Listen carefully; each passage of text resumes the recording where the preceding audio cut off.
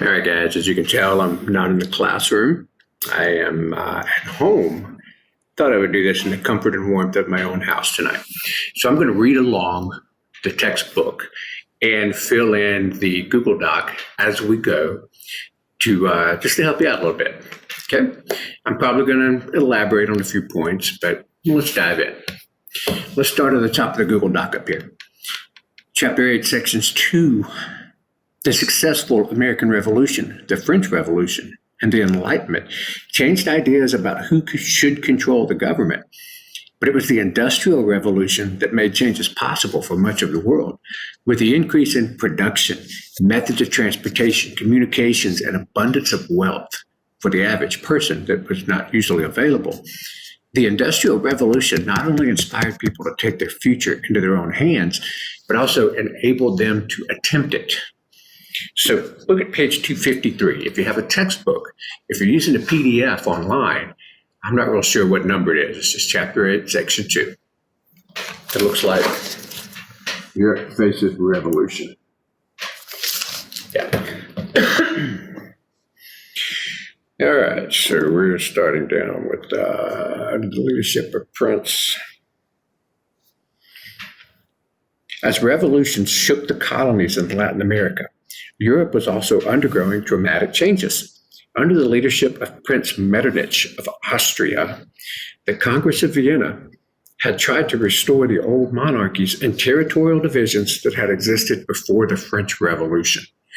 So if you remember, at the end of the French Revolution, we talked about yesterday, the Congress of Vienna, all of the kings and nobles and powerful people of Europe that remained, met together in Vienna, Austria, to plan out what are we going to do with Europe? How are we going to keep these revolutions from ever starting again?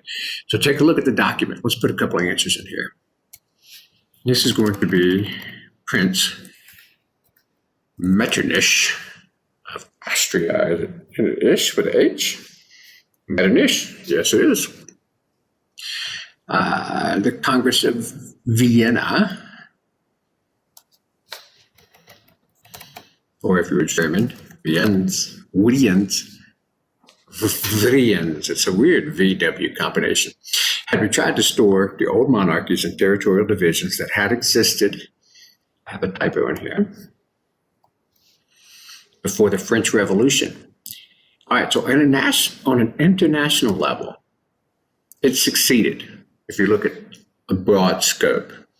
But within countries, revolutions erupted all over Europe from 1815 to 1848. So in here, I'm going to put revolutions. Okay, everybody got it? See what I did there? If at any time you need to pause the video to type in your answers, feel free to. Okay. And the first, going back to the book, Clash of Philosophies. In the first half of the 1800s, three schools of political thought struggled for supremacy in European societies. Each believed that its style of government would best serve the people. Each attracted a different set of followers, and this list identifies the philosophies, the goals, and the people most likely to follow that belief. Now, remember, we covered a little bit of these yesterday in class, so you've got some of these things in your notes. All right, so for conservatives, usually wealthy property owners and nobility.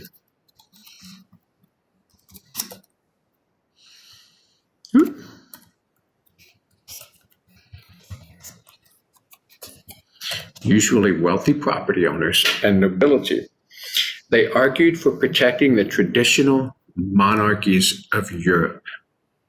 So we're going to say they wanted to protect the traditional ways and monarchies of Europe. Change came slowly. Stability was more important than personal freedoms or anything else. Stability, calm, keep things like they are. Peace is what they're after. Then you had the liberals. Remember, pause the video if I'm going too fast for you to type. Liberals, mostly middle-class business leaders and merchants. Mostly middle class business leaders, and merchants. Merchants being people who bought and sold things. They traveled, they had their own ship, had their own store, whatever. They were hard to control because they were socially, they didn't need you, and they were mobile. They could take their skills and go anywhere they wanted to. So liberals, they wanted to give more power to elected governments, but only to the educated, and only the landowners could vote. All right? So they wanted to give more power to elected governments, but only educated and landowners could vote. So they wanted the right to vote, but not for everybody, only for the people they felt was most qualified. All right, and then we got our radicals. Remember the radical group from yesterday? Radicals favor drastic change to extend democracy to all people. They favor drastic change to extend democracy to all people, even people who are uneducated, even people who didn't have their own resources, even people, everybody. Yeah. All right. They believe that governments should practice the ideals of the French Revolution. They believe that governments should practice the ideals of the French Revolution. And what were those ideals? Equality, liberty, brotherhood. All men are equal. I'm going to keep reading. Nationalism develops. As conservatives, liberals, and radicals debated issues of government, a new movement called nationalism emerged. Nationalism is the belief that people's greatest loyalties should not be to a king or an empire, but to a nation of people who shared a common culture and history. What is nationalism? We're going to define nationalism as people are not loyal to kings and governments, but to people groups who share a common culture and history. Nationalism says that my people group is more important than your government. Right? We're going to get into this. Now, we talked about this a little bit yesterday, so stick with me. When a nation has its own independent government, it becomes what's known as a nation state. A nation state defends the nation's territory and their way of life, and it represents that nation to the rest of the world. So look down at the next one here. A nation state defends a nation's territory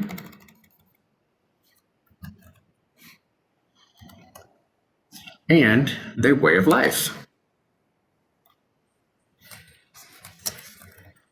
So if you have a bunch of people who are very nationalistic and they want their particular people group, their particular race, religion, community, culture, whatever, they want it protected and independent from everybody else, they would form a nation state. And that people group with a similar culture or similar history would have a government that protects the land, that protects their way of life, presents them to the world, and separates them from everybody else. Now, in 1815, if you look back at your notes, there's only 3 true nation states on the planet. You got Great Britain, you got France, and you got Russia. They're the only ones that have been the same. Spain, France, England, and Spain are the only ones who have remained consistent for hundreds and hundreds of years. Everybody else has been changing and flowing. So we consider them a nation state with pride in their heritage. I'm proud of being French, no matter who the king is. I'm proud of being English, no matter who the king is. All the other nations followed the leader above the nation. All right. Nationalists challenge conservatives for power. The first people to win self-rule for their people group, right, during this period were the Greeks. For centuries, Greece had been part of the Ottoman Empire. The Ottoman Empire controlled most of the Balkan region, and this region includes all or part of modern-day Greece and Albania, Bulgaria, Romania, Turkey, and former Yugoslavia. The Greeks, however, had kept alive the memory of their ancient history and culture. Spurred on by the nationalist spirit, pride in their people group, they demanded independence and rebelled against the Ottoman Turks in 1821. What was the problem with the Ottoman Turks? Well, they were Muslims, and they had a king. The Greeks were not Muslim and did not recognize kings. So they had a hard time getting along. Right. Eventually, let's see. The most powerful European governments opposed revolution. They just wanted peace. However, the cause of Greek independence was popular with people around the world. Russians, for example, felt a connection with the Greek Orthodox Christians, who were ruled by Muslim Ottomans. Educated Europeans and Americans loved and respected ancient Greek culture. Eventually, as popular support for Greece grew, the powerful nations of Europe took the side of the Greeks. And in 1827, a combined British, French, and Russian Navy fleet destroyed the Ottoman fleet at the Battle of Navarino. In 1830, Britain, France, and Russia signed a treaty guaranteeing an independent kingdom of Greece. All right, so what do we have down here is our next one. What three nations combined forces in 1827 to defeat the Ottoman Navy at the Battle of Navarino? We have the British, was it French? I can't believe I'm blanking out on this. The French and the Russians. The British, the French, and the Russians. And what nation was formed after this battle? The nation of Greece. Greece. Grease is what you cook with. That's what you fry chicken with. Greece is the nation. Make sure you spell it correctly. All right? Let's drop down to the last full paragraph on page 255. Name three people groups who attempted to revolt but failed in the 1830s. Well, here we go. By the 1830s, the old order, carefully arranged at the Congress of Vienna, was breaking down. Revolutionary zeal swept across Europe, and liberals and nationalists throughout Europe were openly revolting against conservative governments. Nationalist riots broke out against Dutch rule in the Belgian city of Brussels. In October 1830, the Belgians declared their independence from Dutch control. In Italy, nationalists worked to unite many separate states on the Italian peninsula. Some were independent, others were ruled by Austria or by the Pope. Eventually, Prince Metternich sent Austrian troops to restore order in Italy. The Poles, living under the rule of Russia, staged a revolt in Warsaw in late 1830. Russian armies took nearly an entire year to crush the Polish uprising. By the mid-1830s, Cat, you okay? What was that? Cat just jumped up on the table and knocked something over. But by the mid-1830s, the old order seemed to have reestablished itself and put down the revolutions. So what revolutions did we talk about? Well, we had one in Belgium. The Belgians revolted and didn't do too good. The Italians revolted and didn't do too good. And the Polish, which is, if you're looking at Russia, the left-hand side of Russia. These guys tried to get independence for their people group and form nation states, but they didn't. They weren't real successful. All right, now it says flip to the map on page 245. Which two nations saw the most uprisings as people revolted tried to break free from the old world order. You see which ones have the most red dots in them? Those red dots mean battles. Where do you find the two nations with the most revolts and battles in them? Dead center, right in the middle. You're looking at Prussia and Italy. Down here, let's go with Prussia and Italy. Tell you what, let's change this to hand. That'll make it fun. Hey, cat, don't walk on my keyboard, okay? Do you see that tail? She's scratching her face on the keyboard here. All right, flip to page 256. That dog, we're moving. Radicals participated in many of the 1848 revolts, but only in France was the radical demand for a democratic government the main goal of revolution. For everybody else, there were different reasons for revolution. Let's take a look at this. Radicals participated in many of the 19... Okay, I've already read that. In 1830, France's King Charles X tried to stage a return to absolute monarchy. The attempt sparked riots that forced Charles to flee to Great Britain. He was replaced by Louis Philippe, who had long supported liberal reforms in France. Get your butt off the camera, kid. No, come here. Yeah, away the camera. All right. So we had King Charles X.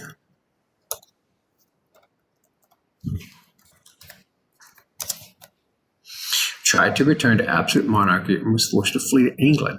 He was replaced by King Louis Philippe. In 1848, King Louis Philippe was removed from power amidst the violence in the streets and was replaced by a president. The people elected a president. 3 years after becoming elected a president, December 1848, the nephew of Napoleon Bonaparte, whose name was Louis Napoleon,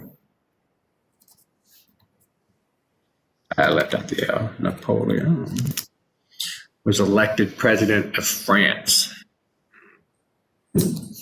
So we are back to Napoleon's family again. French, man, they just go around in a circle. 4 years later, Louis Napoleon of France declared himself Emperor Napoleon, ending democracy in France. But the weird thing is, most French citizens were okay with it because they were tired of the instability and tired of the warfare. And so they were willing to give up their rights and their constitutions in the name of peace. I can see that. So if you're willing to sacrifice much in the name of peace and stability, that makes you, do you remember from the notes yesterday? Conservative, liberal, or radical? You're sacrificing everything for the name of peace and stability. That's a conservative government right there. Conservatism. Let's skip down to the next one, reform in Russia. Unlike France, Russia in the 1800s had yet to leap into the modern industrialized world. Under Russia's feudal system, serfs were bound to the nobles whose lands they worked. Nobles enjoyed almost unlimited power over their serfs. And by the 1820s, many Russians believed that serfdom must end. It was just time to stop that. In their eyes, the system was morally wrong. It also prevented the empire from advancing economically because the people were just too poor and uneducated to move to the next level in society. But freeing these people would anger the landowners, and the Tsars and kings needed the support of the landowners. So it's our best interest to set them free, but the landowners, what are we going to do about them? Eventually, Russia's lack of development became obvious to the Russians and to the whole world. And in 1853, Tsar Nicholas I threatened to take over part of the Ottoman Empire in what we call the Crimean War. However, Russia's industries and transportation systems failed to provide adequate supplies for the country's troops. As a result, in 1856, Russia lost the war against the combined forces of France, Great Britain, Sardinia, and the Ottoman Empire. And that makes you go, why are France and Great Britain fighting with the Ottoman Empire? To keep Russia in check. Yeah. So go up here to your Google Doc real quick. They went to war against the Ottoman Empire. And he was defeated due to lack of industry and modernization. Oh, yeah. After the war, Nicholas's son, Alexander II, decided to move Russia towards modernization and social change. Alexander and his advisors believed that his reforms would allow Russia to compete with the Western world for power. The first and boldest of these reforms was to decree freeing the serfs in 1861. So let's go back to my pause. All right, continuing on. Sorry about that. So we're down here in the Google Doc. After the war, his son, Alexander II, let's type him in real quick. Alexander II decided to move Russia towards modernization. Alexander declared an end to serfdom in 1861. This also happens to be the year that the United States started its Civil War to free the slaves. It seems to be a worldwide movement going through that. So land in Russia got divided up. Of the land, the peasants, which made up the vast majority of the people, got half of the land, and the nobles got the other half. The government paid the nobles for their land to keep the economy running, to keep the nobles wealthy, to make the nobles happy, while the peasants had to pay for their land. The land was taken from the rich, given to the poor, but the poor still had to pay for it. You had 49 years to pay for your land, or it would be taken away from you. So in a sense, the serfs weren't much better off because the land used to be free. They just had to pay for the crops and stuff. Now they have to pay for their land and do the same amount of work on it. So if you think about it, are you better off? You're free, but are you better off? That's one of those things that's caused a lot of debate over there in Russia at that time. All right, so page 258.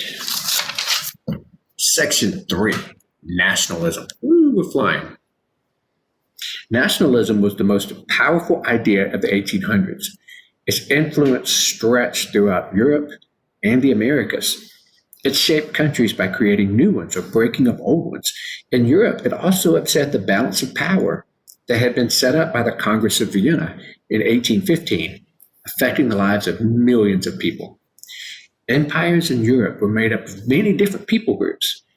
Nationalism fed the desire of most of those groups to be free of the rule of empires and govern themselves in their traditional lands and their traditional ways as they see fit, as opposed to some king on a throne hundreds of miles away with a completely different culture.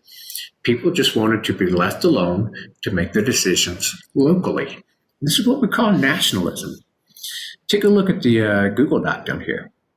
Nationalists are not loyal to kings, but to people groups. Yeah. Nationalists believe in a single nationality or culture or history. Ancestry. That's the word we're looking for. Ancestry.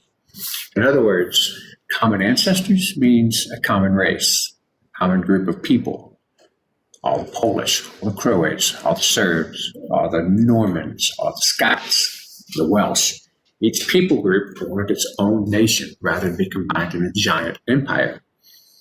And they should unite under a single government. Leaders began to use nationalist feelings towards their own purposes. Now we had three aging empires that were getting old. They were crumbling apart, and they controlled many different people groups. And each one of those people groups was starting to fight for its freedom and independence. Which three aging empires controlled multiple nationalities within their borders?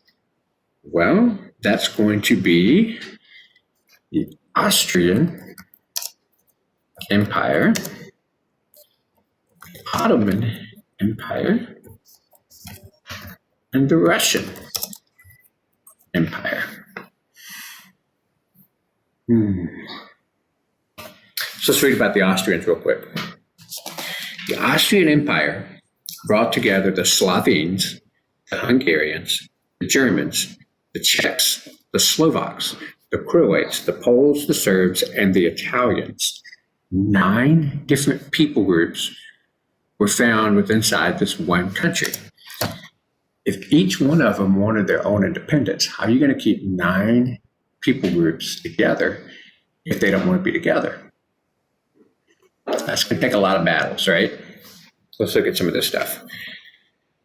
In 1866, Prussia defeated Austria in the Austro-Prussian War. With its victory, Prussia gained control of the newly organized North German Confederation, a union of Prussia and 21 smaller German political units. Then, pressured by the Hungarians, Emperor Francis Joseph of Austria split his empire in half, declaring it as now Austria and Hungary, and are both independent states. But he's going to remain the ruler of both of them. How convenient is that? The empire is now called Austria/Hungary, or the Austro-Hungarian Empire. Nationalist disputes continued to weaken the empire for more than 40 years. And finally, after World War I, Austria-Hungary will break into several separate nations. This is actually going to be the nation whose split causes World War I. So take a look at our Google Doc over here. In 1866, Prussia defeated Austria in a war and combined 22 political units into one large North German Confederation. Austria, on the other hand, split in half and became the kingdoms of Austria and, you remember, Hungary, with one king ruling over both of them. And his name is going to be Francis Joseph. Francis Joseph ruling over both. All right, so this one empire, one aging empire, just fell apart completely, split. And Prussia came in and took a lot of their land. All right, let's look at Russia, the other older empire. Nationalists also helped break up the 370-year-old empire of the Tsars in Russia.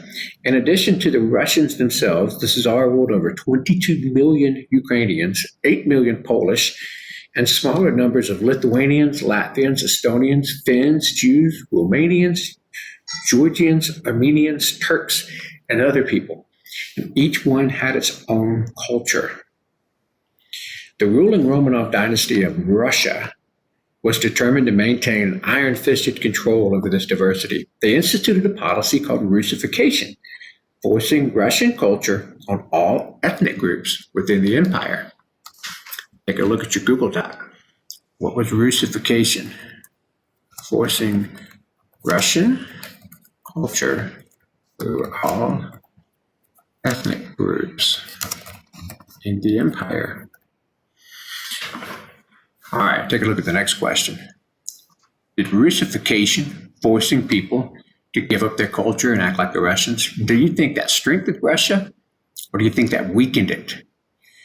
Do you think it made people want to become part of Russia more, or did it make people resent Russia and want to break free from it so they could do their own thing and be their own people group? Here, let's see.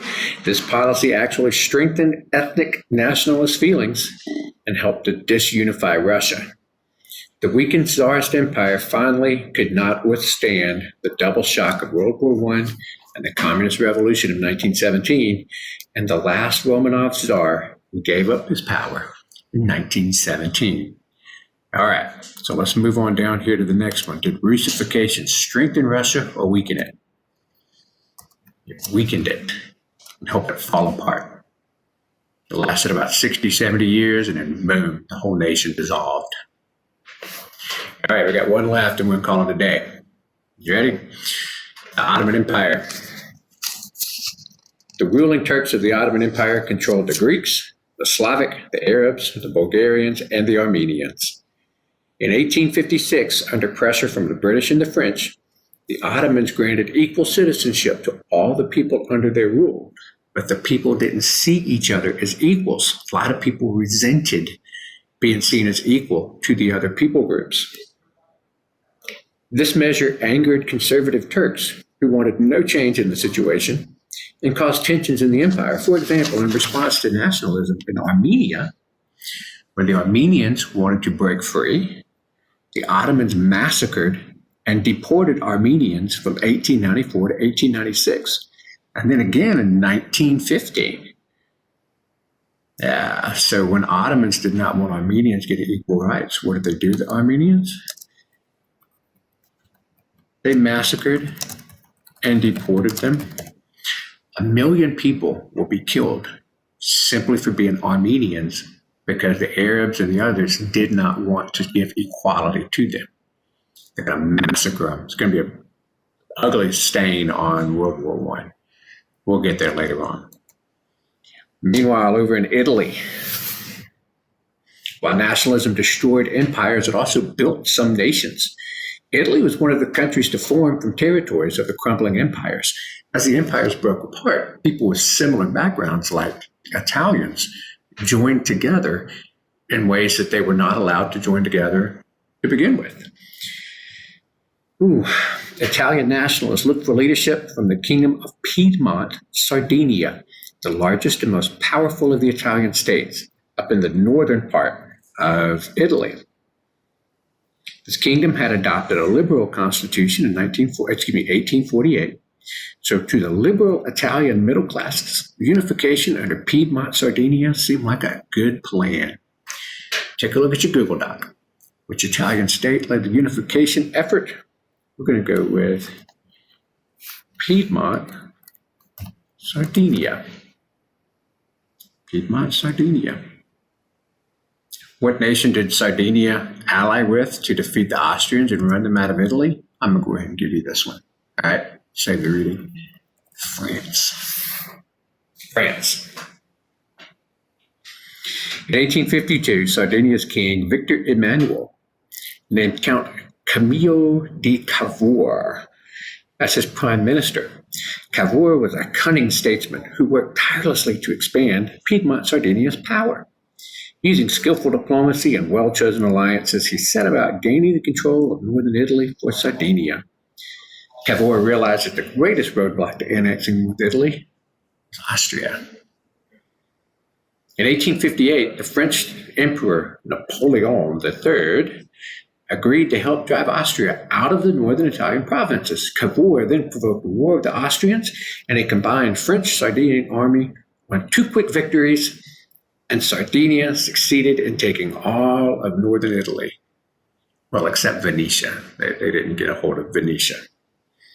As Cavour was uniting northern Italy, he secretly started helping nationalist rebels in southern Italy. In May 1860, a small army of Italian nationalists, led by the bold and visionary soldier Giuseppe Garibaldi, captured the island nation of Sicily. In battle, Garibaldi always wore a bright red shirt, as did his followers. As a result, they became known as the Red Shirts. Who were the Red Shirts? Italian rebels, led by Giuseppe Garibaldi. Yeah, Giuseppe Garibaldi, the Red Shirts. From Sicily, that island, right, Garibaldi and his forces crossed the Italian mainland and marched north. Eventually, Garibaldi agreed to unite the southern areas he had conquered with the northern kingdom of Piedmont, Sardinia. Cavour arranged for King Victor Emmanuel II to meet Garibaldi in Naples. The red one willingly agreed to step aside and let the Sardinian king rule. And in 1866, the Austrian province of Venetia, which included the city of Venice, became part of Italy. In 1870, Italian army forces took over the last part of the territory known as the Papal States. Papal means the Pope, right?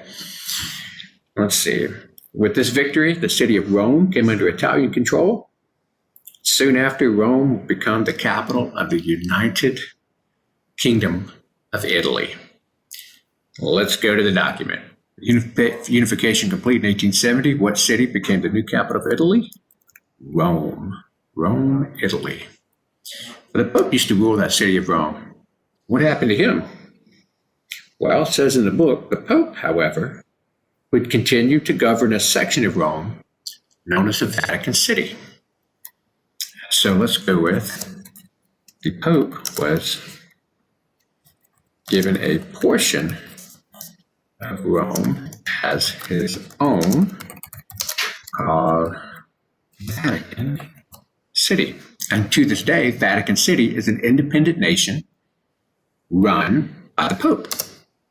Teeny tiny, little bitty thing, about a square mile. Not much bigger than the campus at Hueytown. It's an independent nation controlled by the Pope. All right, 261, and let's finish this baby up. Who had the most powerful army in Central Europe? Well, that's the Prussians. Prussia was by far the most powerful land army. Nobody messed with Prussia. In 1861, Wilhelm I succeeded Frederick William to the throne of Prussia. The Liberal Parliament refused him money for reforms that would double the strength of his army. They wanted to help the people more than bulk up an army. Wilhelm saw the Parliament's refusal as a major challenge to his authority.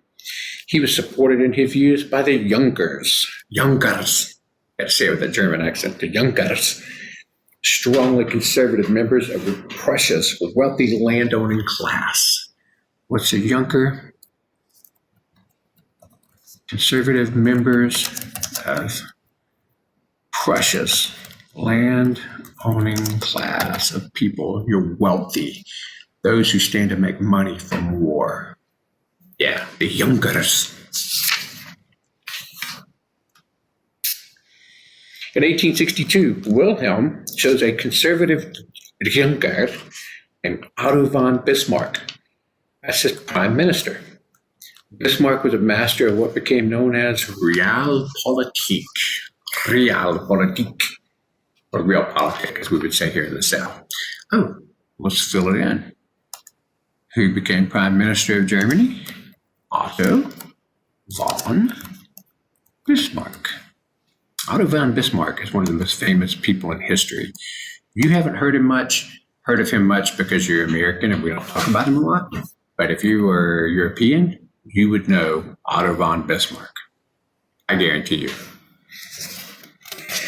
He's going to become a master of what's become known as realpolitik. The German term means the politics of reality. Describe it. The politics of reality. What this means is the term is used to describe tough power politics with no room for idealism.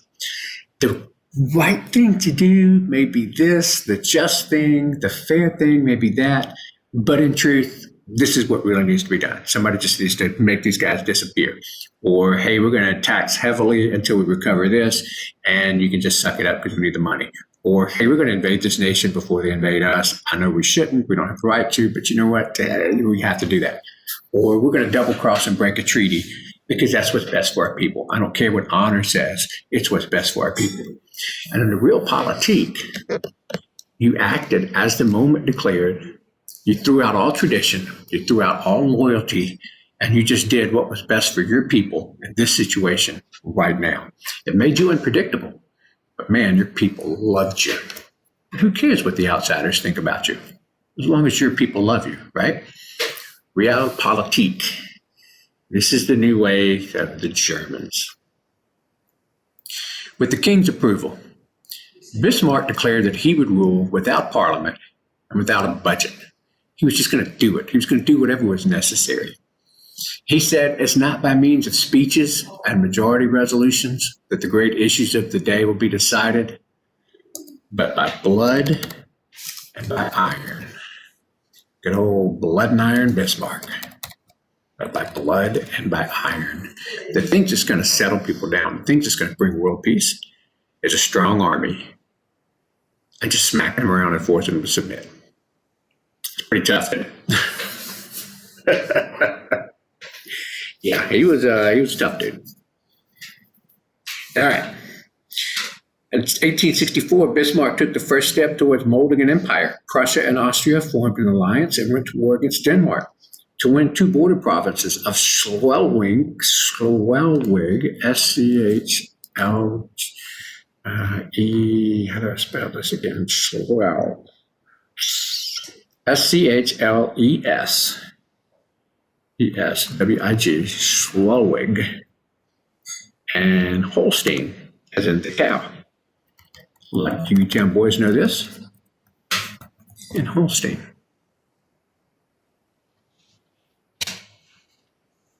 A quick victory increased national pride among the Prussians. It also won new respect from other Germans and led support for Prussia as the head of a unified Germany. After the victory, Prussia governed Schleswig, while Austria got Holstein. Well, Bismarck purposefully stirred up border conflicts with Austria over the Schleswig and Holstein, and the tensions provoked Austria in declaring war on Prussia. Remember, they were friends just a few weeks before this. All right? This conflict became known as the 7 Weeks' War. The Prussians used their superior training and equipment to win a devastating victory. They humiliated Austria. The Austrians lost the region of Venetia, which was then given to Italy. They had to accept Prussian annexation for more German territory. With its victory in the 7 Weeks' War, Prussia took control of northern Germany. For the first time, the eastern and western parts of Prussia were allowed to join. In 1867, the remaining states of the North joined the North German Confederation, which was completely dominated by Prussia. All right, so who won the 7 Weeks' War? Prussia. Who won the Franco-Prussian War? Prussia. So by 1871, what two nations stood as the most powerful nations in the world? Prussia on land and Great Britain on the sea.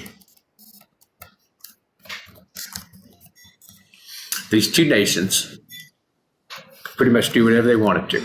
Prussia dominated all land forces. Great Britain dominated all ocean forces. On the bottom of the power chain in the world, or in Europe, was Austria and Russia. We had officially busted those empires up. They're not much good anymore. And then somewhere in the middle stood France. And there we go. We have finished half a chapter of the book, 2 sections of the book.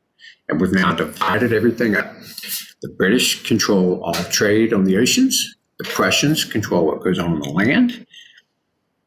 Russia and Austria, who cares? They're like playing Vanderbilt and Kentucky in football in the SEC. Who cares, right? Then there's France. They're in the middle. They're Auburn. Sometimes good, sometimes bad. They can sway your war. They can hold you down. You want them on your side just in case, because they can help a little bit, right?